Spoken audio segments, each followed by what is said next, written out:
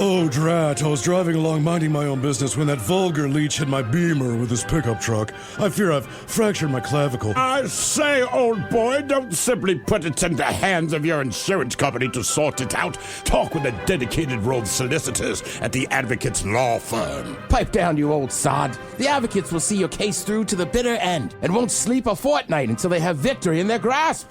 Jolly good, old man. Jolly good indeed. You get injured, the Advocates get results. AdvocatesLaw.com. This podcast is brought to you by the Washington State Department of Health. As we continue to listen, learn, and grow, we are amplifying Black voices and perspectives in an effort to start a new COVID-19 vaccine conversation. We're sharing stories intended to help us navigate this unprecedented time together and to co-create solutions in support of the Black community. Hear these stories at weconsiderwa.org.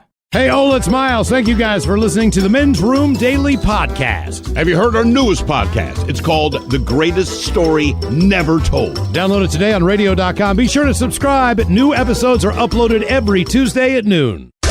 The debauchery rolls on. You're listening to The Men's Room with Miles and Thrill. 99.9 KISW. We'll celebrate Eddie Van Halen coming up. We'll sit and spin. Ryan Castle will join us. The top 10 guitar solos from Eddie on the way in just minutes. But first, time for a few emails from the men's room at KISW.com. All right, let's get through a couple birthdays today. Guys, can you wish my son Jake a happy 26th birthday with an original fish sandwich and some turtle wax? Thanks a lot, guys. That from Michael. Fish sandwich?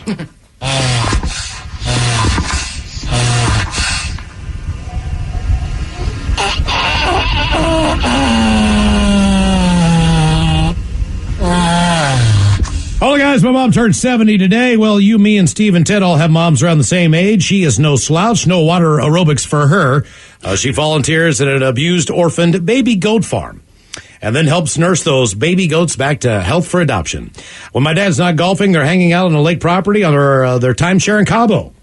What a nice life. We should be so lucky. Could the dirty Germans tell them how jealous they are about these silver foxes? Thanks a lot, guys. That from Sir Jolly Joe.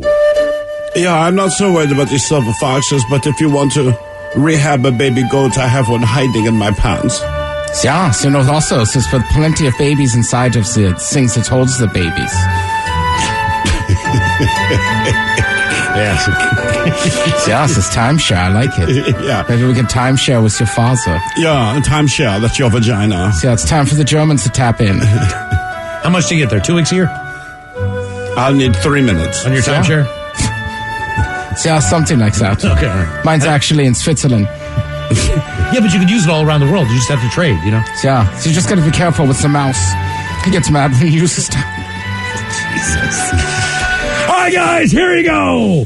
Happy, happy, happy birthday. Happy, happy, happy birthday. Happy, happy, happy birthday to you, to you, to you. BJ. Ja, the Dirty Germans, brought to you by Men's Room Original Sausage. Available through Uli's World Famous Sausage, mensroomlive.com, and other fine retailers. Schweinefleisch. Yes, friends, it's time once again for Sit and Spin. Let's gather around the old radio and listen to some swellerific new music. Ryan Castle, live from his basement dungeon studio. How are you doing, buddy? It's true. Yeah, I'm all right. You know, it's a weird day. It is a weird day, isn't it?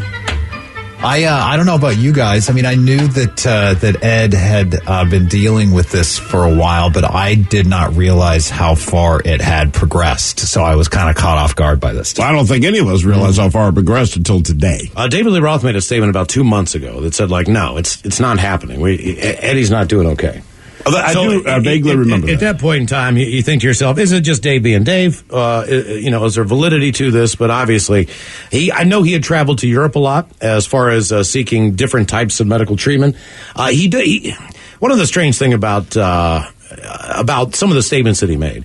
First of all, you know that Eddie was pretty much a lifelong smoker. Yeah. I think up until the last maybe 5-10 years of his life, he stopped smoking. Throat cancer was the culprit in this. But he blames, and I'm not sure exactly what was going on, he blames... Well, he had dealt with mouth cancer, though, too, right, yeah. Initially? And he blames a guitar pick. That he was put in his mouth. That he put in his mouth, which was a metal pick that he used for like 10 years. And it was always in his mouth. Is this like Michael Douglas? Yeah, it's not the cigarettes, it's my wife's vagina. With Eddie, it's like, it's not the cigarettes you smoke. Like, guys, you smoke, you know? Right. But typical junkie attitude. Sure. And although, you know, before Eddie Van Halen, there were guitar gods. I think Jimmy Page comes to mind in a different light, in a different playing style. Eric Clapton, they said Clapton is God, and all these different guys. I'm not sure why they said that. Heard about before. Keith Richards is legendary as far as being a guitarist. I think there's game changers that come along. You know, Eddie Van Halen really, and you know, I'm a drummer, so I don't have, I'm not exactly a musician. I have a hard time speaking on the subject. I mean, Thrill plays bass, which is even worse. But I think, you know, there are game changers that come along, and I think Ed probably used the guitar in a way that people really hadn't done before. And everyone tried to imitate it most of the hair metal bands anyway. Definitely tried to mimic what he was doing. Yeah, it started with the Kinks turning up their amps too loud to get that distortion, and Eddie Van Halen took it to the next step. You know? And I'm going to take it a step farther, and not that I'm speaking on behalf of the Seattle music scene in the early 90s and in the late 80s, but as far as age goes, and, you know, when you're a kid growing up and you're in our age range, you know what I mean? These are the influences that make you want to pick up a guitar. You see Eddie Van Halen. Of course, I use some of his ideas on the bass. Not all bass playing has to be boring bass players, but his hammer-on stuff, like that's 100% Eddie Van Halen. We all love Kiss. You know, Kiss was a major influence for a lot of people. Easy. But when it comes to the music itself, and where you go, wow, man, this is insane. You know, that was not Kiss. You know, Mike McCready picked up a guitar. I'm sure he had a lot of influences, but there's no way in hell that Eddie Van Halen wasn't a major influence in his life. And as far as all the music that's concerned in Seattle, you know, Alice in Chains went out on tour with Van Halen for a few tours. One of their first tours. I think it was Monsters of Rock right after Facelift came out. And all these guys had... And Jerry Cantrell told us that, you know, they had the opportunity to open for Van Halen, which is huge. They're a broke-ass band at the time, man. They come out of Seattle, and Eddie Van Halen sees them before a show and looks down at their boots and says, like, Jesus, guys, I mean, times are bad because their boots are just beat to piss. So Eddie Van Halen, being the guy he is, he has, 5 new pairs of Doc Martens delivered to Alice in Chains, basically just saying, hey, guys, you know, you're on your way. I want to do this for you. And Jerry Cantrell looked at him and said, bro, we're not going to wear these. This is the look. So, like, Eddie was like, I did not realize what we're that. going for. The guys from Shinedown tell a very different story. They got to open some Van Halen dates early in their career, and they said Eddie Van Halen came in and peed on their deli tray. He was that kind of guy. Like, that's a joke to him. He thinks that's funny. He walks into the room, pees in your food, and then walks out again, you know, without saying a word. And you've got to admire a guy with that kind of gusto. Yeah, to say the least. Okay, so what is this from Ultimate Classic Rock? Or something so like this. These are Ed's best guitar solos. Now, do you agree with this list so far? I mean, as best I can. I think the guitar players are so fickle and weird. You know, I think the fact that there are a couple of synthesizer songs on here is probably going to turn some people off. I would think, you know, the guitar purists. But this is about the solos. It's about Eddie Van Halen. These are the top 10 guitar solos from Eddie Van Halen on Sit and Spin. Number 10. The Spanish Fly, I believe. Correct. This is if you want to pick up an acoustic guitar at a goddamn campfire, do not play Kumbaya, play this. I'll have sex with it. You know what you do is you work this into the guitar solo in Wonderwall at the party when you pick up the acoustic guitar. I feel like it should be like for a tequila ad, like, you will make love with Don Julio tequila. You will wake up in a pool of your own vomit. I will move my fingers this quickly with you as well. Someone will piss in your sandwich tray. And it is the man playing the guitar. You are missing one shoe. Why is my eye glued shut? These are the top 10 Spanish Fly. Top 10 guitar solos from Eddie Van Halen. Number 9.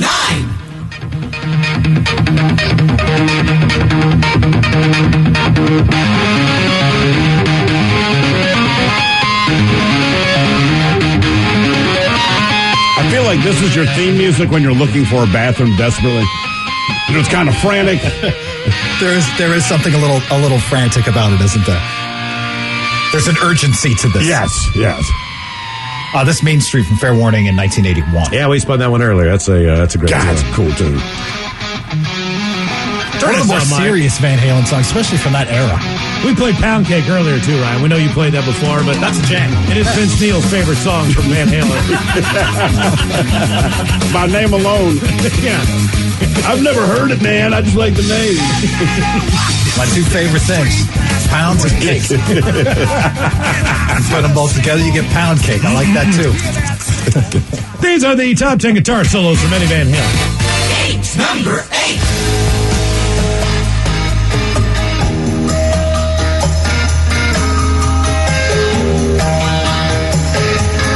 I feel like I should be having sex with an exotic woman. Who talks like this? You will climb into my bedroom tonight. I disagree with that one. I like it. As far as his best, I would say no. Top 10. Better than the Spanish Fly. Yes. No, Nothing I don't think is. so. Top 10 guitar solos from Eddie Van Halen on Sin Span. Number 7.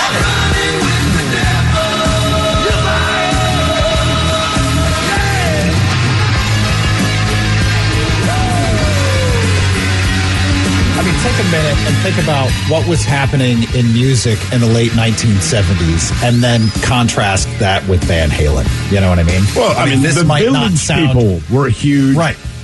Bee Gees Staying were Alive. huge. Right, that's not making fun of it. Singer-songwriter thing happened in the 70s with the Carpenters and all of that. I mean, Van Halen was extreme at the time. It may not sound that crazy now. Because they Pardon invented the pun, it. because the singer from Extreme ended up in the band. But, I mean, they were so extreme at the time, and it may not sound that way now, but this absolutely blew people's minds in 1978. It blew my mind, and I was 8. Top 10 guitar solos from Eddie Van Halen on Sin Span. Number 6.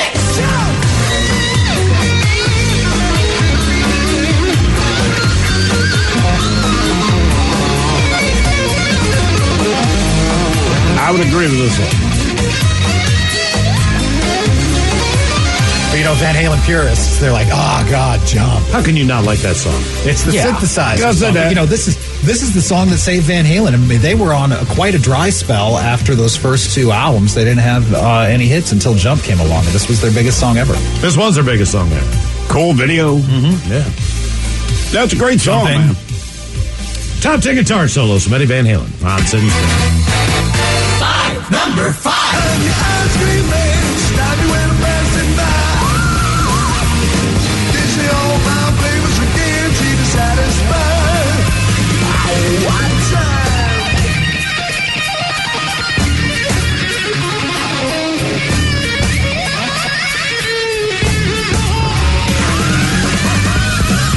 And then David Lee Roth. Is he just that much faster?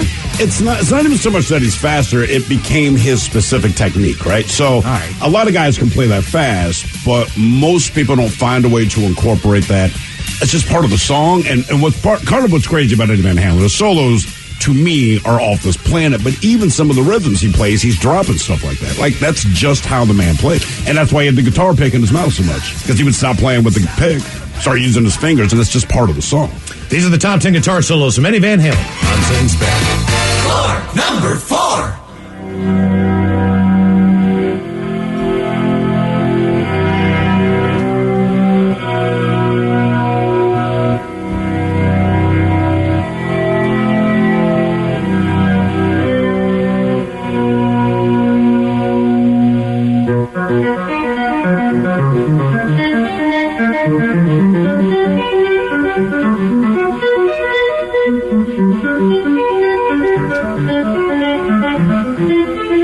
So this is pretty deep. This song's called Cathedral from Diver Down.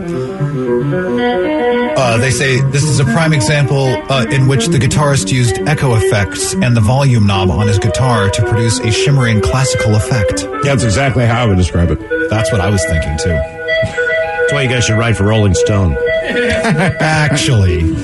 This song is terrible. I'm a writer for Rolling Stone. Everything sucks. My life is hell. I haven't gotten blown in years. Yeah. Top 10 guitar solos from Eddie Van Halen on Sin Span. Number 3.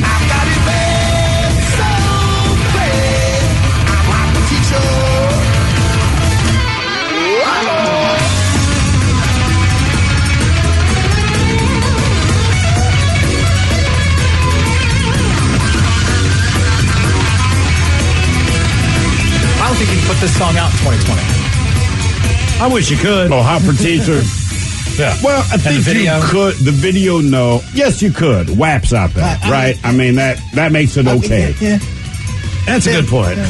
Now that WAP is out there, you're fine. Right, but is the video different because it was like the kids in school? Remember, they get picked up at the end. It's like not them. It's like oh, right. Yeah, that's whereas WAP's just a couple thick ladies doing a thing. Thick ladies.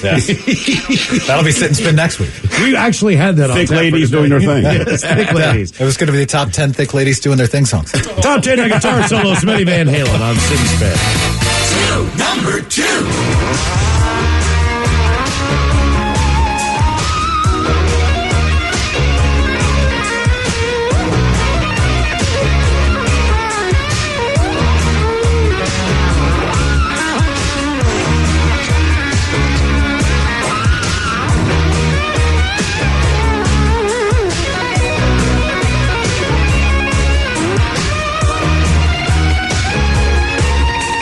We'll call that song the Spanish Inquisition because no one expected it. I will tell you this. One thing about Eddie Van Halen that a lot of people don't know, but you would assume is the case, is not, which he's one of the few guitar players. He refused to use effects. It's just not my jam, dude. If I can't make the sound out of my guitar, I should not play the instrument, right? And I don't always agree with that, but 99% I do. It's like, if you can't play your instrument, don't play it. I try not to use effects. Celebrating the life Bubbles. of Eddie Van Halen today, who passed away at the age of 65. These are the top 10 guitar solos from Eddie on Sit and Spin. Number 1.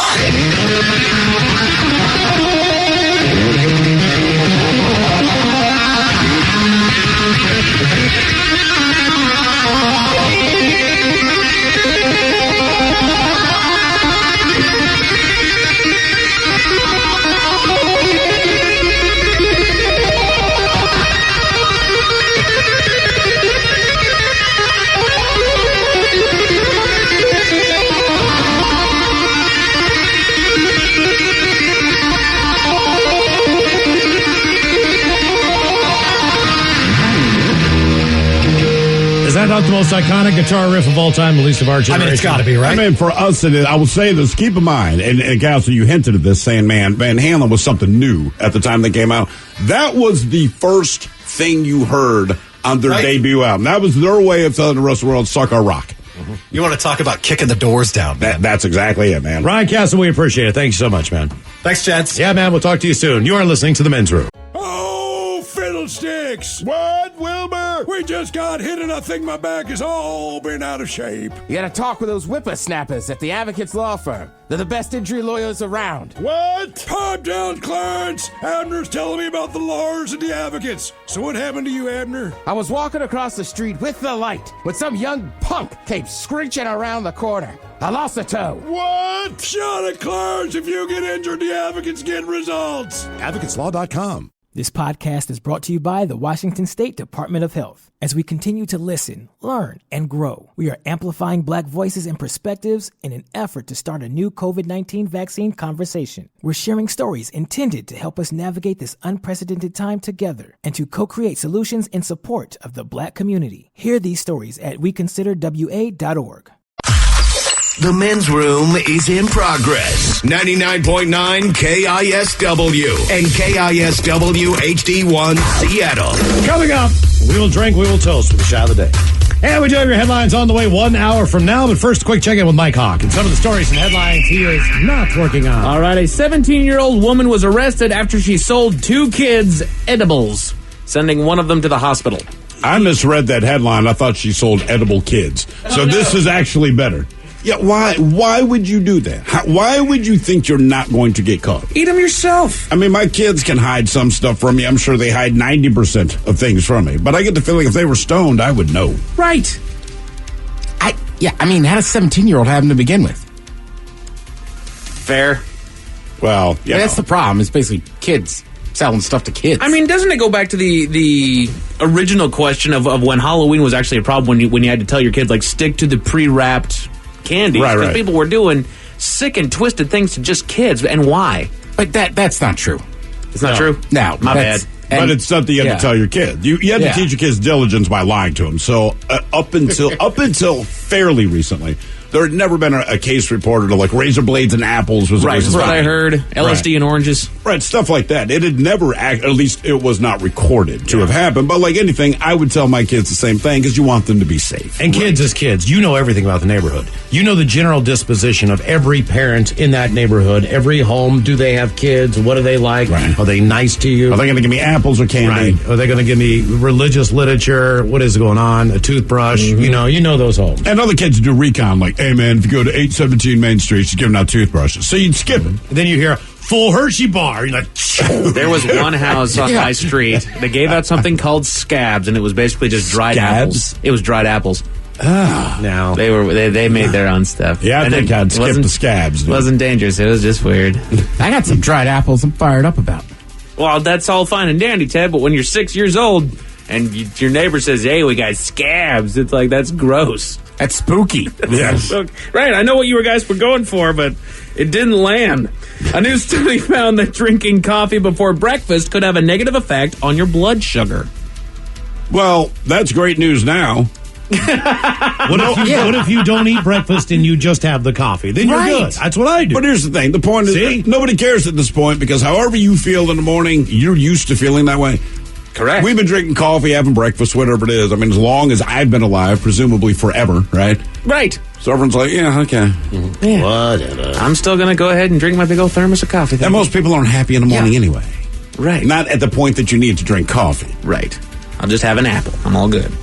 Someone in New Zealand trying to sell their home is raising the price after it's been on the market for 13 years. 13 years? I read this yesterday. He almost doubled the price. I mean, it was a ridiculous uptick. And did you look at pictures of the place? Well, I'm not working on it, so no. I mean, it's the houses around this house look really, really, like if you go to like Matthews Beach or some crap like that, all those houses looking out, it looks like that. This house, I'm guessing, is an older one that he just hasn't really redone.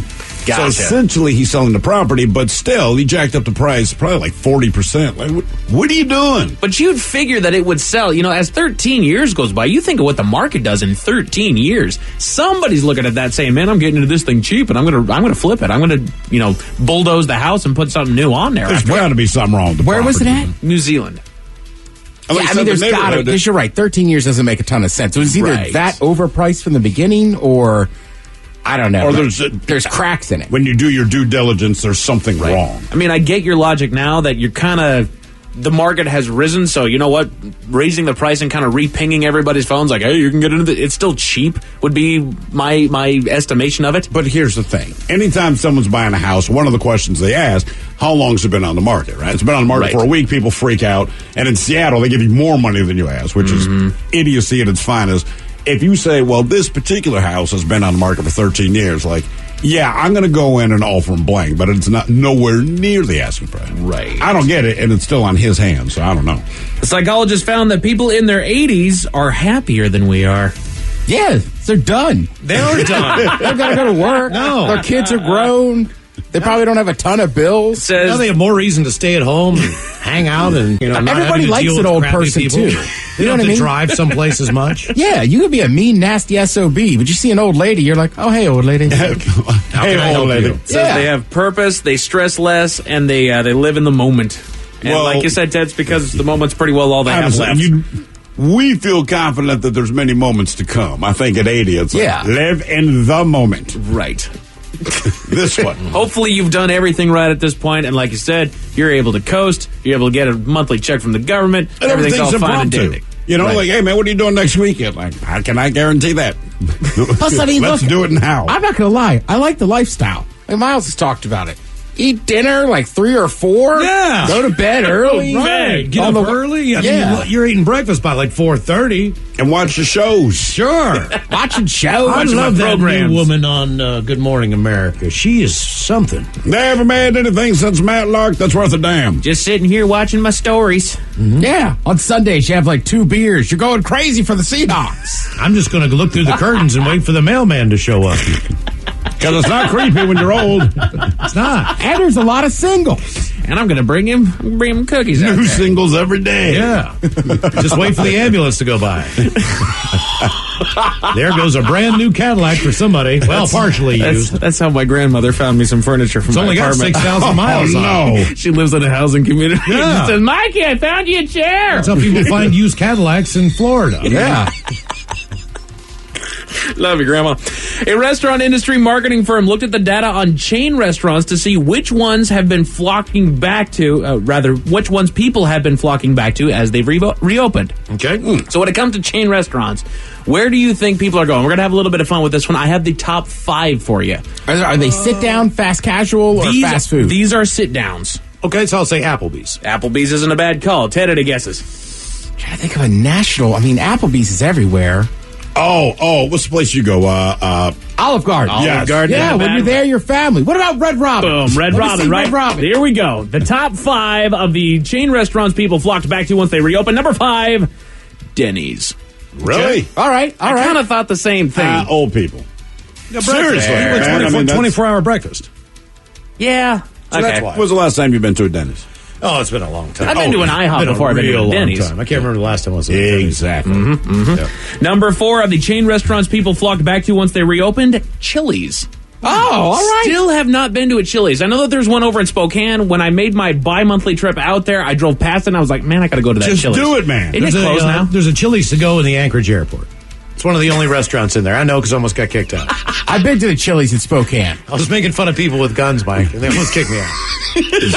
I'm not You the got smartest kicked out of an airport Chili's, Miles. I wasn't allowed to drink. I think She they cut wanted him me- off before we ordered drinks. No. You got kicked out of an airport Chili's. I mean, I didn't get kicked out. I was just kindly asked to not be me. You got kicked out. I mean, they wouldn't serve me.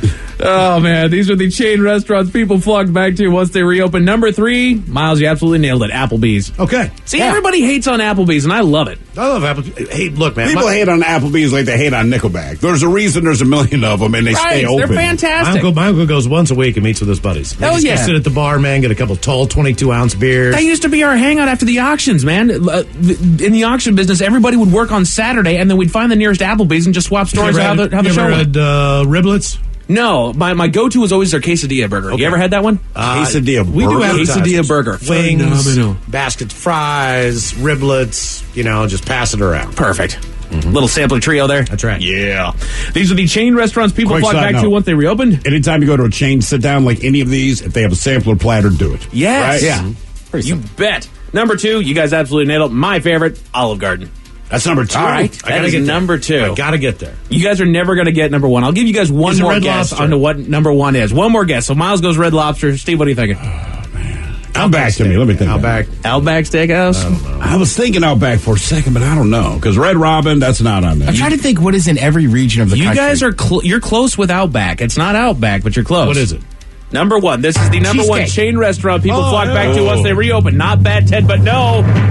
Texas Roadhouse. Oh, my sister loves that place. Never been. Do we have one around here? We do. I went out to Kennewick on my trip out to Kennewick, and I said I had never actually heard of this. I didn't know that Texas Roadhouse was a chain, and I was like, that looks like a good spot. And she said, no, it's a chain, so we're not going. I said, fine. I still want to go. Where's Kennewick? Kennewick is Tri-Cities.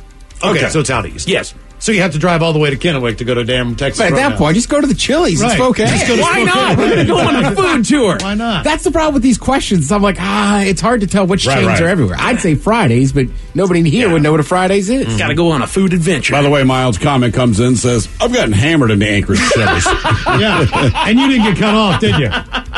It's pretty good. It's great food for an airport. I enjoyed it. Yeah, I bet you did. Miles and I, in separate times, have been drunk at the Chili's in the Pittsburgh airport. Yeah, and a Fridays in the Pittsburgh airport. Oh, that's right, the Fridays. Fridays. Yeah. It's Fridays. Let me do sweet potato fry. I get that woman to serve me early on a Sunday morning before the liquor actually sold. She put it in a coffee cup for me. Couple good news stories here. A guy in Maine spent the entire summer canoeing with his pet chicken. That's good news. That's good news. I like it. And then he ate it. There's a pastor in Georgia that gave a pregnant waitress a $40 tip after learning that she was going to name her son the same name as his late son. It's only worth $40. Your late son's worth $40. He didn't like him. All right. Okay. How much do you want to give him? Give her a hundy for, you know what I mean, diapers and everything. Well, here's the thing. He's passed her story around, and since then she's gotten $12,000 from Okay, him. thank God, because 40's a little chintzy, my But wait, you got $12,000 because you're going to name your kid after someone else's kid? Yeah, it's like, I'm There's honored, other man. people that are my kids' I'm a pastor. I'm tax-free. You know I'm what? dropping cash. It's a $40 tip, Miles. So what? You're naming your kid after me? My kid's dead? You need diapers and all this stuff? We don't know how common the name is. Right. That's true. If it's Joseph, $40. Right? If it's Jebediah, Aloysius, like, you need to give her a straight grand, bro. Because that is a really good point. That's what I'm saying. If you name your kid, that's why, like, as a black dude, man, I'm so glad I'm Steven. It's like, all right, well, I know your kid died, so I named him DeBrickashaw, and I want $15,000 goddamn dollars for it because I named him DeBrickashaw. What was the guy? Tart? Is it? They were saying his name Sunday. He's a solid player, man, and it's like Jaquezius or something like that. Oh yeah, we were talking about it too. Something Tart. What the hell? And I kept thinking of it like I would never name my kid. I would never. The owner of a gnome in Belgium has been told by the neighborhood that he needs to remove it or change something about it. What does he have to change about it? Tell you all about it 1 hour from now. Thank you, Mike Hawk. Headlines are on the way 1 hour from now. In the meantime, let's get a contestant on the line for Profile. This will take caller 9 at 206-421-ROCK. All right, have we made it to drinking time? This podcast is brought to you by the Washington State Department of Health. As we continue to listen, learn, and grow, we are amplifying Black voices and perspectives in an effort to start a new COVID-19 vaccine conversation. We're sharing stories intended to help us navigate this unprecedented time together and to co-create solutions in support of the Black community. Hear these stories at weconsiderwa.org.